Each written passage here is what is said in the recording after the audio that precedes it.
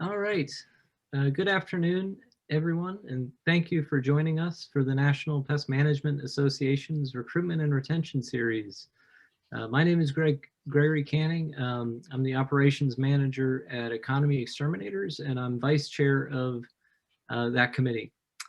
Joining me today is Joey Hoke, who's a VP of Employee Engagement at American Pest Management Incorporated out of Manhattan, Kansas.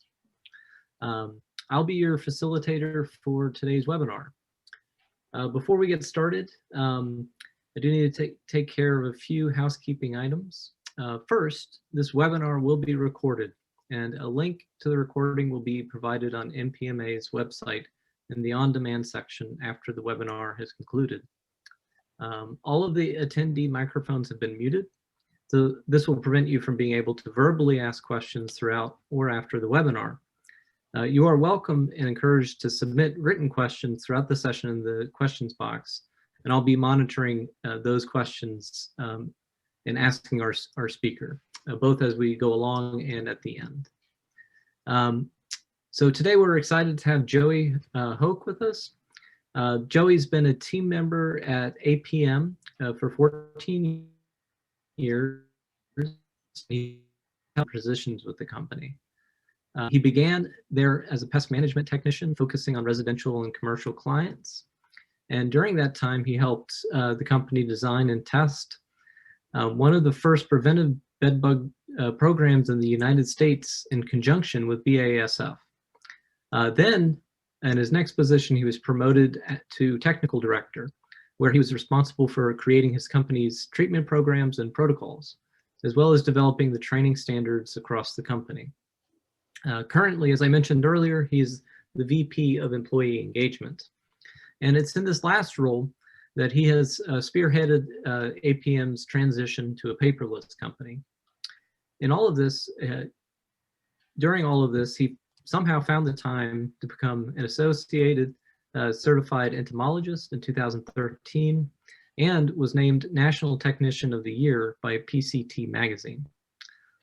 We are thankful to have Joey here today, taking time out of his busy schedule to lead us through his talk titled, Taking Your Business into the Digital Age, Is It Time to Go Paperless? So take it away, Joey. Excellent. Thank you so much, Greg. Thank you, everybody, for participating this afternoon.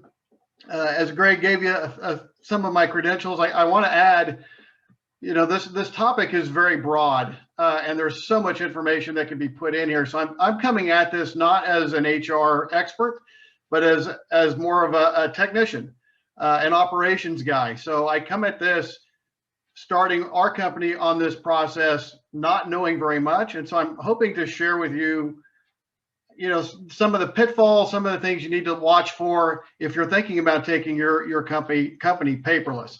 It's a journey that we are still in a process to reaching our goal of becoming 100% paperless. We're not there yet.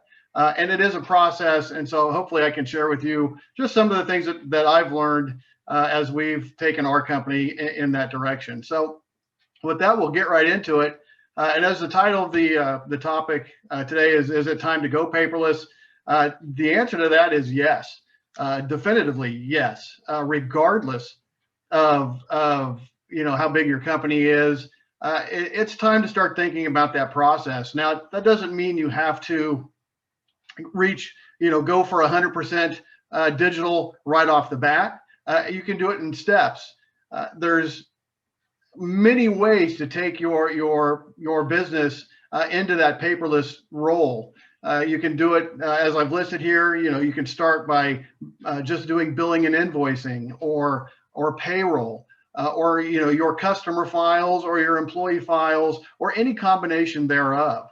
And I'm sure many of you are already partially digital by using a scheduling program or scheduling software to help your routes with your technicians. So you may already have taken the first step in that regard. So there's many ways to make that transition into being a paperless company, and it's a lot of fun. It's a fascinating journey, and the benefits, I think, as you'll see as we go through, are tremendous for you and your clients.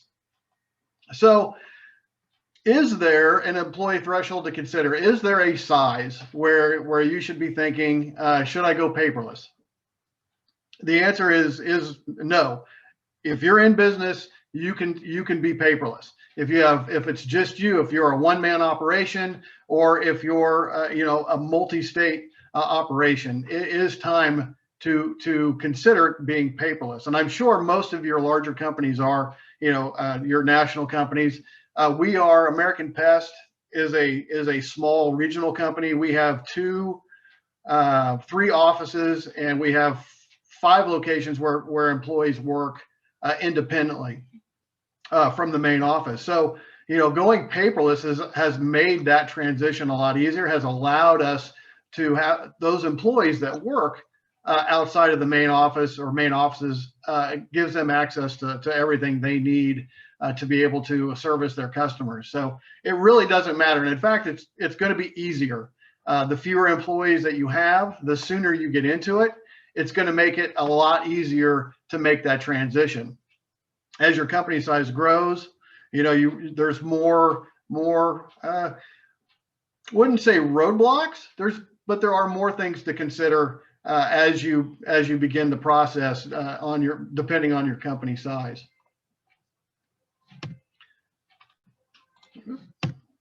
So, as you can imagine, there are lots and lots of benefits to being paperless. I was making a list as I was putting this presentation together of all the ways that we have benefited from going paperless. I kind of narrowed it down to like 3 main categories to the benefits, but really the first one that came across, or the one that had so many in it, was better organization for you and your company. So, I'm going to show you a picture here in a second of an office, and I'm fortunate to be able to say it was not my office, but my office wasn't too far off from what you're going to see. But one of the things for being paperless is it allows your organization to run more fluidly. It gives your organization better organization. So no case in point. Look at this is, again, not my office, but it really wasn't that far from that. So no more lost files. If you have an office that looks like this, and somebody comes in and says, "Hey, can I get my my quality assurance check from last quarter?"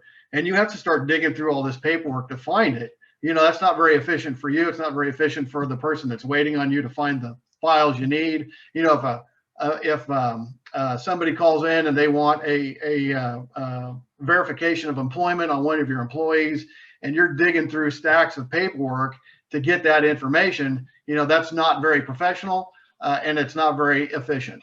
So by going digital, by going paperless, you're going to have all those files stored on a computer that, with hopefully with a filing system that's going to allow you to just in a few clicks pull up all the information you need to be able to answer those kinds of questions. So no more lost files, no more physically lost files.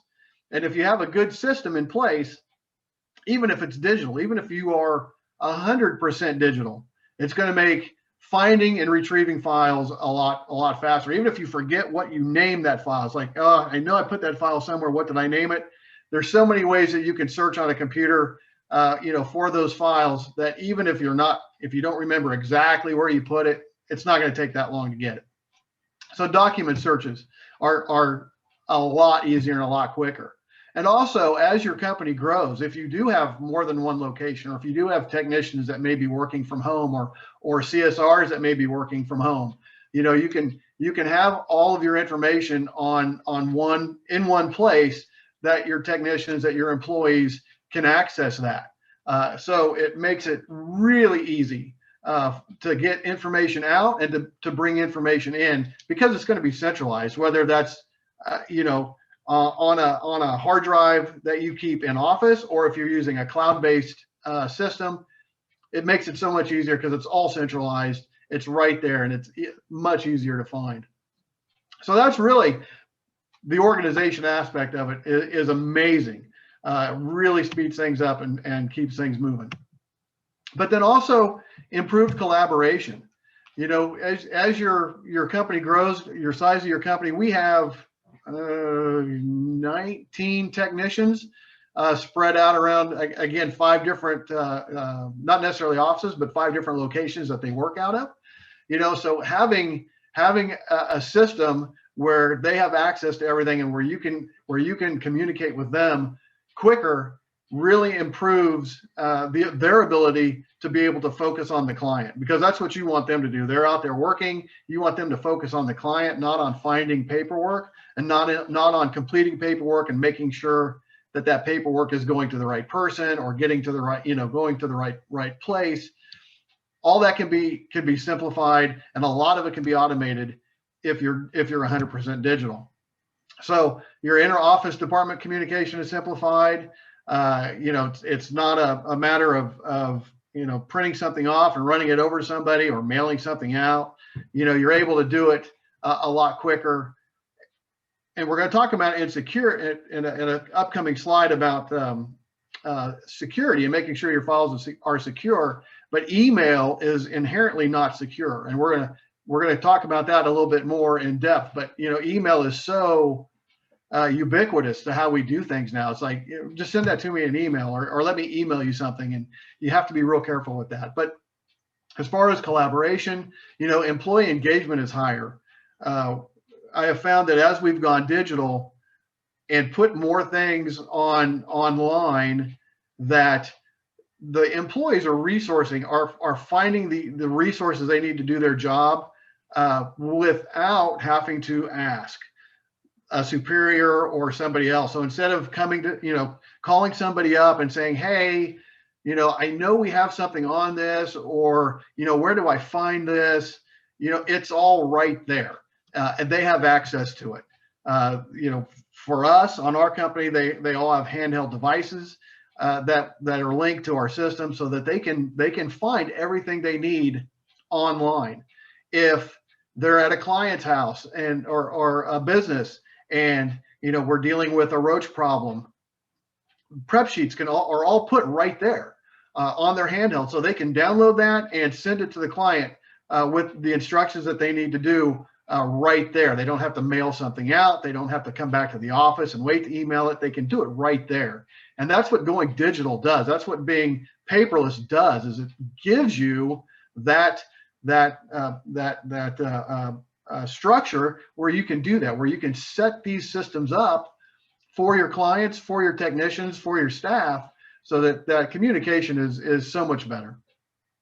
And so easier to get the message out means just that, but not just as far as being able to send out, you know, a billing or prep sheets, things like that, but to get your culture message out. As your company grows, if you have, you know, technicians out in the field, several technicians out in the field, you're going to have to start developing your company culture. Being paperless allows you to do that a lot easier, a lot quicker. A lot of the software that's out there will allow you to create, you know, in-house, like billboards or announcement centers, where you can create announcements and just with a click send it out and start developing that company culture as well. So the system we use will allow me to recognize birthdays and anniversaries and things like that, and send that message out to everybody that meets with that person on a regular basis, anybody in their team. So it starts to develop that company culture that is really going to be a significant part to having a successful business. We also have improved compliance and security. Always, you know, one of the big things when we were researching how we were going to go digital is is it safe? Is it safe to do so? The owner of our company was a little hesitant with going digital at first, and probably with good reason, because you always hear about in the news that somebody gets hacked. You know, Citibank gets hacked into, and you know, 100 million accounts get hacked. You know, that does happen, but really digital is safer. You know, the chances that you're going to get hacked although there's always something in the news because you get these big cases, so it brings the awareness up, it really is not that prevalent on a case-by-case basis. So the chances that your company is going to get hacked really are not that great. Does it compare to an act of God, kind of what happens if there's a natural disaster in your area and your building your building catches on fire and your files are all destroyed? How do you replace that? At least when you're digital, particularly if you're on a cloud-based system, that's taken care of. Your files are still going to be there, still going to be intact, regardless of what happens at your physical location. So it is safer. It really is. It also makes security, it simplifies your security. There are, particularly when you're dealing with employee files or sensitive customer information, such as credit card files or credit card numbers, things like that, or if you have personnel files out that might have medical information on it, that kind of information is supposed to be limited in access to just a very few people. If you have a paper system, what happens if you leave a file out on your desk? What are the chances that somebody might just come in to have a conversation with you? You've got this file that's sitting on your desk right next to you that has personal information on it that they can see. Well, really, that's not supposed to happen. If you're digital, it eliminates that risk. That it won't happen if it's digital. With the systems that are out there, particularly if you're dealing with a vendor, they're going to have all that worked out. You can limit who sees what, and provide access only to the people that need access. And if somebody comes up behind you and you have a file on your screen, it's real simple. Either shut your laptop or make your screen go blank if there's information on there that somebody's not supposed to see. So it helps to reduce that accidental risk of putting out information that you don't intend to. It also, in regards to security, compliance is so much easier to achieve when you're digital. And think about this as far as your files go. If you're maintaining a paper file system, there are files that, after 3 years you're supposed to get rid of, and some files you have to hold on to 5 years, and some files are 7 years, and some files are 10 years, and after that time you're supposed to purge those files. Well, we've been in business for 40 years. And before we went paperless, that meant we have had an extensive room set aside for files, nothing but old files. And at some point, it would be somebody's job to go up there every year and find the files that needed to be purged. Did it happen as often as it should have? No, because really it kind of got brushed to the side. It was not at the top of anybody's mind. But it is really important that you purge files when you're supposed to. And I can think of a really good reason for that is if on the off chance, and knock on wood, that it would never happens to you or anybody that but there's a chance that you could get sued for something. And during that suit, you're deposed and required to turn over all paperwork for that case. Well, that means that if you are holding files longer than they should, you still need to turn those over, and you don't want to put any more evidence out in a case like that than you need to. So it really is important that you're purging files when it's time to do so. Well, if you're digital, very easy to search for those files and purge them. You've got files that need to leave after 7 years. It's so easy to do a search on files that you've had for more than 7 years, and with a few clicks, you can purge those files. So compliance in that regard is a lot easier. Now, as you're thinking about going paperless, one thing that you really need to be aware of is making sure that your systems are SOC 2 compliant. Basically, this is a certification that you if you're doing it yourself, you have to apply for. If you're using a third-party vendor, they will apply to get this rating. But it's a system of systems that will make sure that your information is secure, is being handled correctly, and that all the compliance aspects of holding sensitive information are being done correctly. If you're trying to do this yourself, this is a very in-depth process. It's not that you can't do it. It can be done. It's a process that frequently takes 6 months or longer to get the certification. But it is something that you can do if you're trying to do this in-house. But really, it makes a lot of sense to keep it, to do something like this third party, because they'll have to deal with all that headache, and you'll just know that if they're SOC 2 compliant, that your information that you're storing on their system is secure. If you're cloud-based, this is required.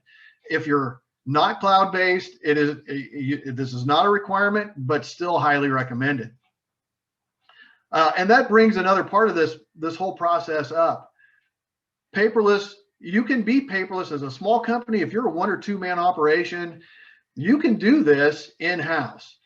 You can store things on a hard drive. You can back it up. You want to make sure that that hard drive is not connected to the internet, that there's no internet access. But if you have a standalone hard drive and you're backing up your files, you can do that, and you can make sure that it's secure. But if you are connected to the internet, if you're doing anything cloud-based, then you're going to want to make sure, if you're dealing with sensitive information, such as if you're saving credit card information from clients, or if you're putting if you're using it for employee files, you need to make sure that the provider is SOC 2 compliant, or that you are, just to keep yourself from any difficulties down the road. Like I said, if it's cloud-based, this is required.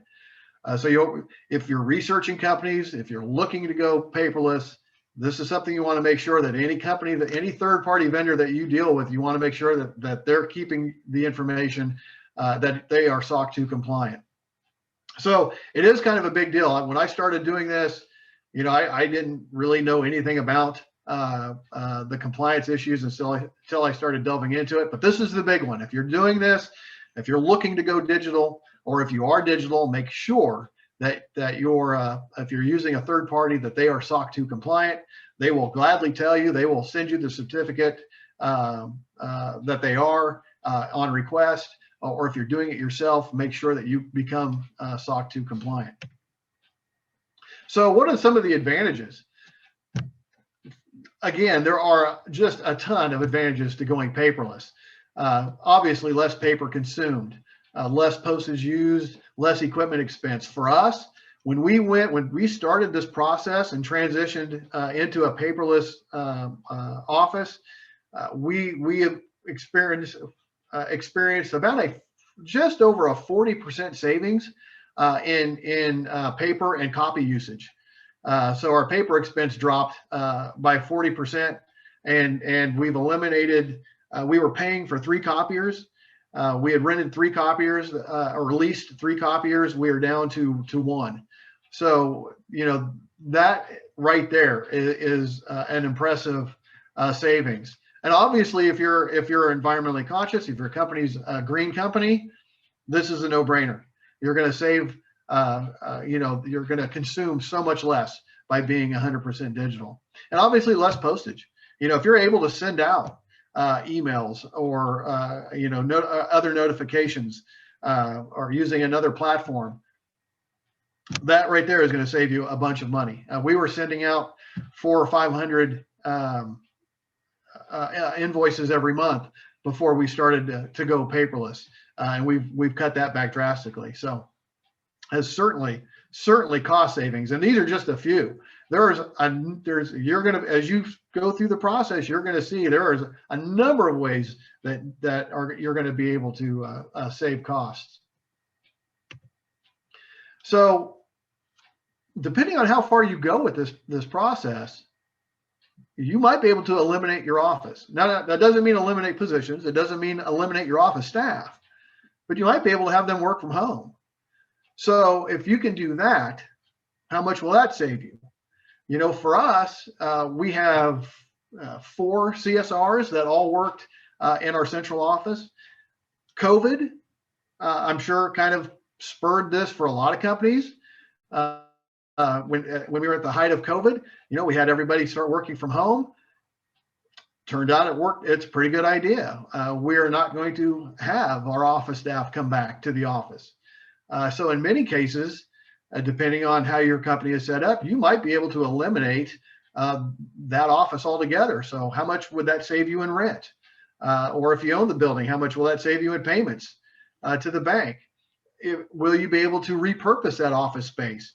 So we're looking at, for us, being able to turn that saved office space into a training space where we can maybe outfit the office room and turn it into a mini kitchen or a mini bedroom, so we can train our technicians on how to treat for roaches in a commercial kitchen, or how to treat for bed bugs in a bedroom, things like that. So it opens up so much more opportunity with what you can do with the space you're going to save if you're able to go digital and have your people work from home. If you haven't done it, or if you haven't thought about it, I would really, really consider the benefits of doing that. We have not noticed a drop off in efficiency from our staff that are working from home. So, for us, it's been a no-brainer. We're not going to have them come back. We're going to keep them from home, working from home. They seem it's boosted morale, and being paperless has allowed us to do that. So how do you implement this paperless office? How do you actually go about doing it? Well, 3 steps for me going through it was plan, prepare, and present. So, planning to go paperless, as we showed in an earlier slide, determine what part of your business is going to be paperless. Are you going to try to go all out? Are you going to take it step by step? Is it going to just be billing at first? Is it going to be just, your personnel files? What part of what you do are you going to go paperless at first? And what steps are you going to take to get there? So research your options. There's, at the end of this presentation, I'll provide some companies, some third-party vendors that you can look at, but it's by no means a complete list. Do your research and look at what's out there and what companies will provide. If you just want to do time tracking, there are companies that specialize in time tracking. Or if you're just wanting to do your employee personnel files, there's companies that do that, or there's companies that do multiple.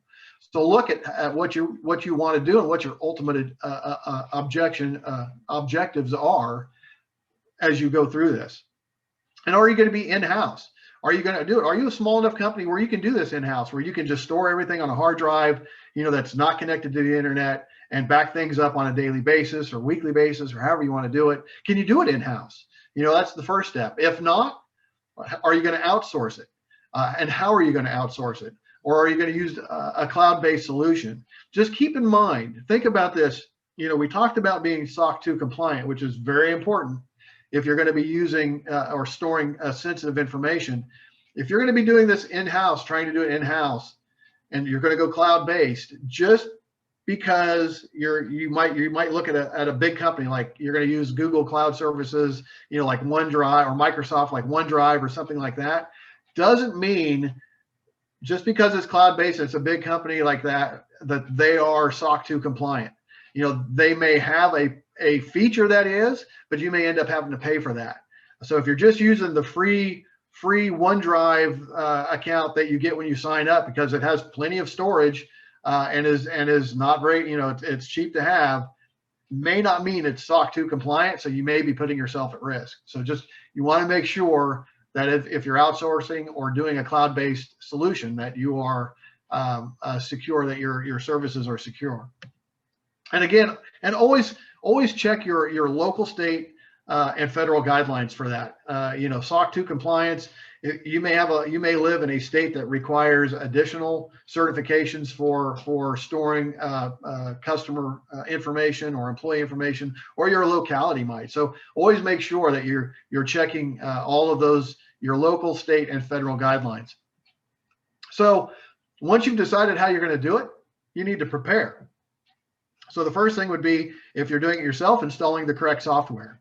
Or if you're working with a third-party vendor, making sure that they help you install the required software that's going to be needed. And this doesn't have to be expensive. Obviously, if you're working with a third party, they're going to charge for it. But when I was going through this and looking at different companies, there's a lot of different ways that companies structure how they charge. Some are by storage, some are by how many employees you have. So you're going to want to do your research on picking a company or a vendor and look at those kinds of things so you can determine how much it's going to cost you to do it. But I think you'll find that your savings, the ways that you can save money will more than offset the cost of working with a third-party vendor, or if you're trying to do it yourself, it will offset those costs. So, after you've done that, you need to prep your workforce. We have 32 employees total, 19 technicians. This was a transition. This was something that took multiple meetings over months to do it and to get everybody on board. Because it's a big step. It's very simple. Most of the programs you're going to find are very simple once you get used to them. But if you're dealing with your technicians that may not have ever seen this technology before, and you're asking them to do something completely new, it's going to take repeated introductions into it to get them comfortable with it. But really, what we found is once the technicians are comfortable with it, they love it. And I can promise you that if I were to take away their access to the things they've gotten used to, I'll hear a lot of complaints. So it's really just getting them used to it. Once they get used to it, they're going to love it. That also goes for prepping your clients. You need to prep your clients, particularly if they're going to start seeing a difference in how you have typically communicated with them in the past. So if that means you're going to be doing a lot more emails to let them know to schedule their service, that it's time to schedule things like that, you need to make them aware of that so that it doesn't come as a complete surprise. Because just like working with your employees, they are used to you doing business a certain way. And when you change that, they're going to notice. And if you haven't prepped them for that and let them know repeatedly that these changes are coming, the last thing you want to do is lose clients. So just make sure that they are kept in that loop. So then, you have to present your plan. Again, make that rollout as seamless as possible. So do a lot of homework, do a lot of prep work, make sure everything is in place and ready to go before you roll it out, because it's easier to address issues and problems that arise before you roll it out than after you do. Because after you do, if something is not right, it's going to consume a lot of time in addressing that. So make sure everything's ready to roll out before you do. Go through a process, go through a trial process before you do to make sure it's going to be a seamless rollout. And again, keep all parties in the loop, not just your employees, but your customers too. Everybody needs to be in the loop so everybody's aware of what you're doing and what to expect as you're going through. And again, provide that necessary training. We had multiple training opportunities for our technicians just to get them used to, just so they would know where to go to find that prep sheet, to say, you know what, you don't have to carry paper prep sheets with you now to hand to your client. It's going to be on your handheld that you're going to be, and here's how you pull it up, and here's how you email it to them. And you go through that step, and you probably going to have to go through it multiple times, particularly, if they're not tech savvy to start with. It's going to take them a little bit of time to get used to it. But once they do, it's a no-brainer. They're going to love it. Our technicians have adapted very well. And even some of the ones that were not technologically savvy, they've caught on. And once they have, they're like, I don't know how we used to do this with paper. I can't believe I used to carry notebooks of prep sheets and contracts and things like that with them at all times. Now it's all right there on the handheld. It just makes life so much simpler. So here are some of the resources that I looked at and that are out there for you. Again, this is multiple companies. I have there's no preference to any of these. Most of these set their programs up a little differently on how they pay, the pay structure. Some of them offer multiple levels, things that they do, such as some are good for HR, for your employee files. Some provide payroll as well. Some have time tracking. Some have all of them. Some have only one. These are things you need to look at. But these are just some of the companies that are out there that are willing and able to assist you in moving to a digital office. But definitely take a look at these and any others out there. A quick Google search will pull up just a whole bunch of them. These are probably some of the bigger ones in the industry. So take a look at them, see how they fit into your thought process as you're developing your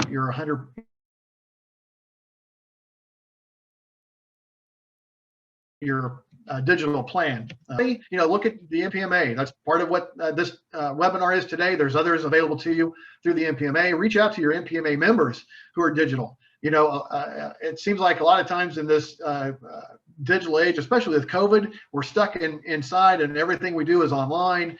But reach out to those other people in your national or state organizations that have gone through this. Reach out to your peers that you meet.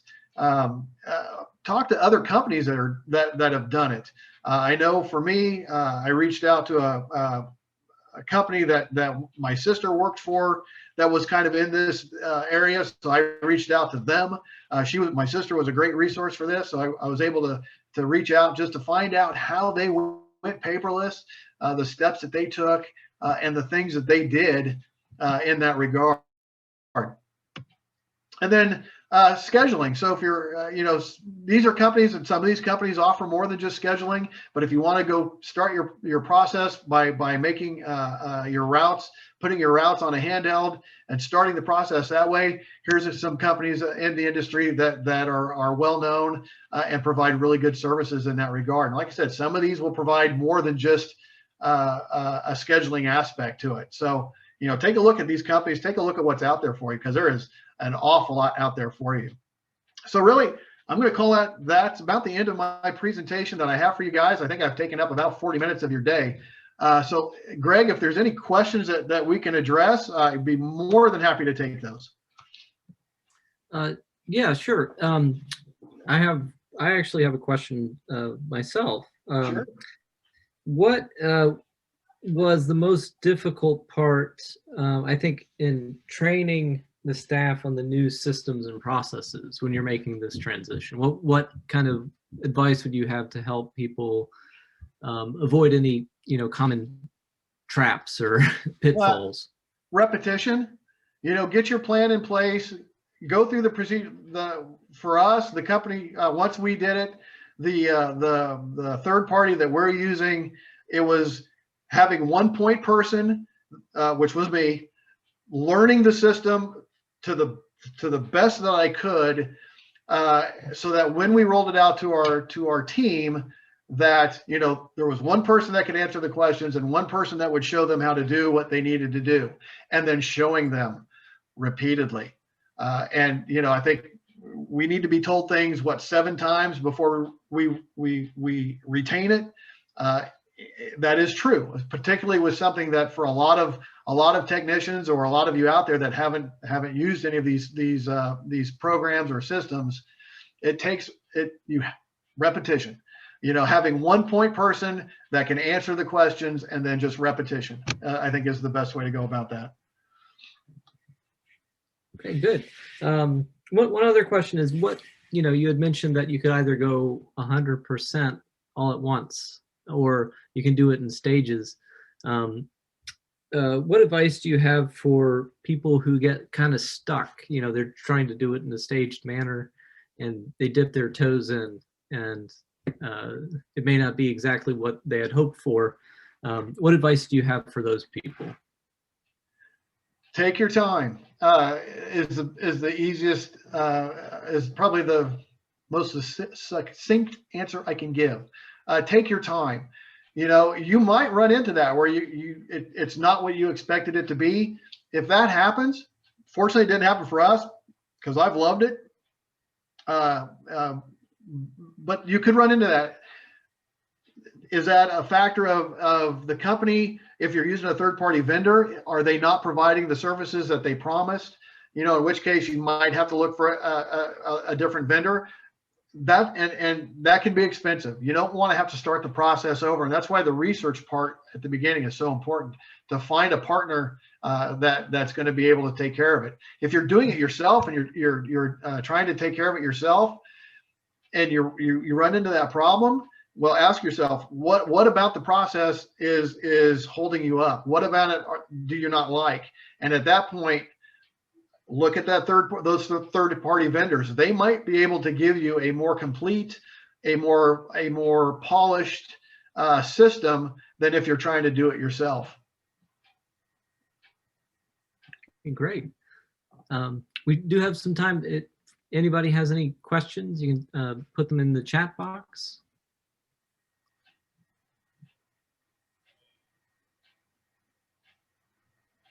Don't be shy. I love to talk.